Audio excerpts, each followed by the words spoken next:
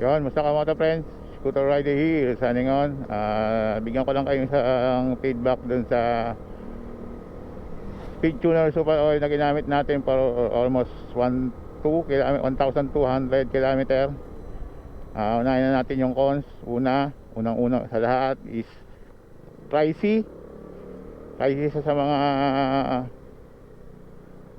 branded na langis at ibang local brand na ating na test.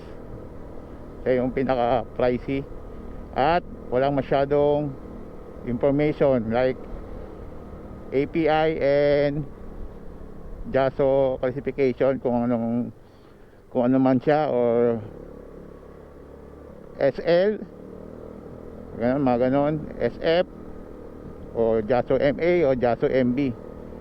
Yun lang naman ang ano natin. Then kulang siya ng ilang ml sa dapat 946. Kung i-convert mo siya sa ml from 1 quart US quart is dapat 946. Ang nakuha lang natin is 150 at nilagay natin yon. At una sa lahat, nagbabawas din siya ng sa 1,200 km na tinakbo ko.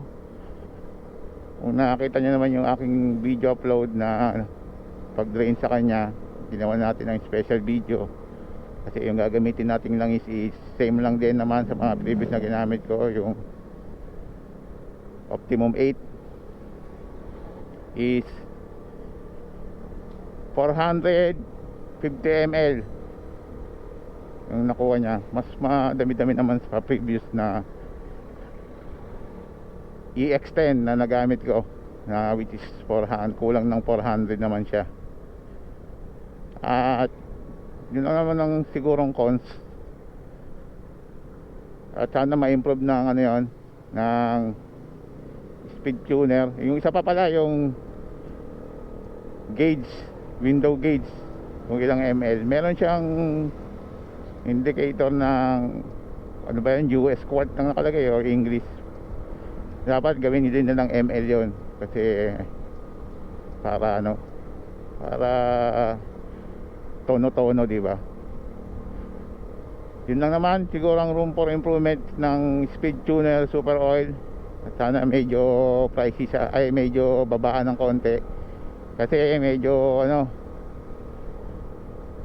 pinapatungan pa rin ng ibang seller o reseller. At sa pros naman niya, okay din naman siyang gamitin. Parehas lang naman din sa mga nagamit kong langis. May konting difference lang. At yung difference niya is pag medyo malayo-layo na is nag-i-smooth na yung engine. At throttle response, engine response, same lang din, may vibration. Hindi naman na yung sabi nilang nawawala yung vibration, posible yung mawala. Malilesen lang siguro. Yung unang lagay pa lang uy, wala nang vibration. Sa aking opinion lang naman yun kasi makina yan magpupudos talaga yan ng vibration. Kahit mga kilalang motor, meron yung vibration, posibleng wala. Hindi pansin siguro or hindi ganun kalakas. Pero yung pagkapalit mo pa lang mararamdaman mo na yung, although motor niya yan, pero sa akin opinion ko lang naman yun na yung vibration is nandyan na yan, hindi mawawala yan. Na pagkalagay nyo pa lang uy, maganda ang takbo, smooth, di ba? Kaya ako nagtetest ako or bibigay ako ng feedback after ko nang magamit yung langis for 1 month or yun nga, every 1,000 kilometer tayo or 1.5. Pero hindi ko na pinapaabot ng 1.5 kasi alam ko naman nagbabawas ang mga langis. Sa lahat ng mga na-test ko is nagbabawas yan. Depende na lang sa langis. At currently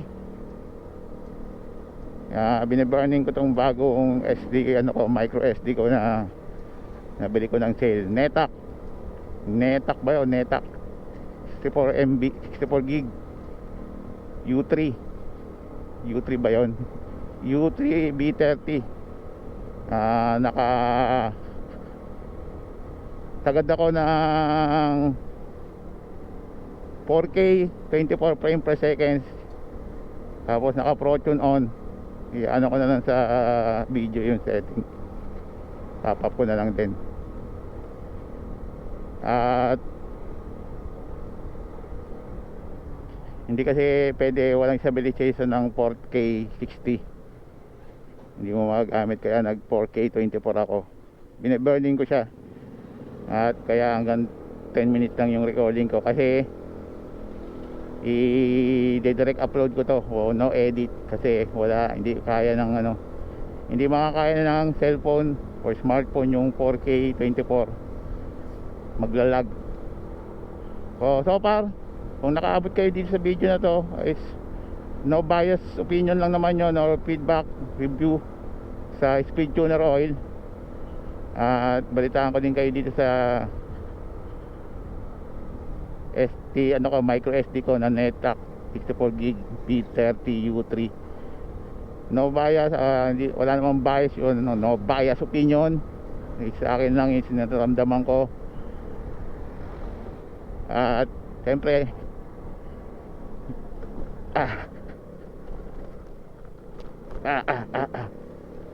lubak.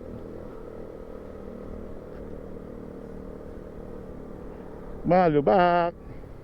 Ano na, 10 minutes na. Ayun, bigyan ko lang kayo ng ano,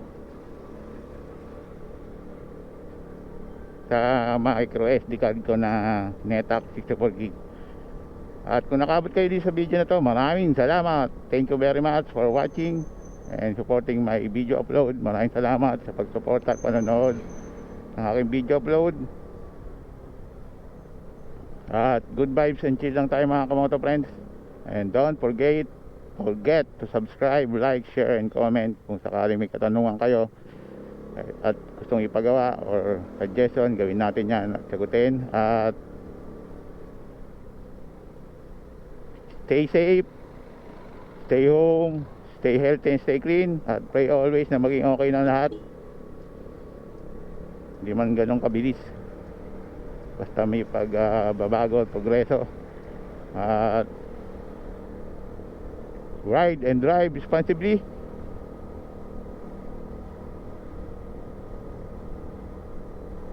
G Scooter Rider here, signing off. And peace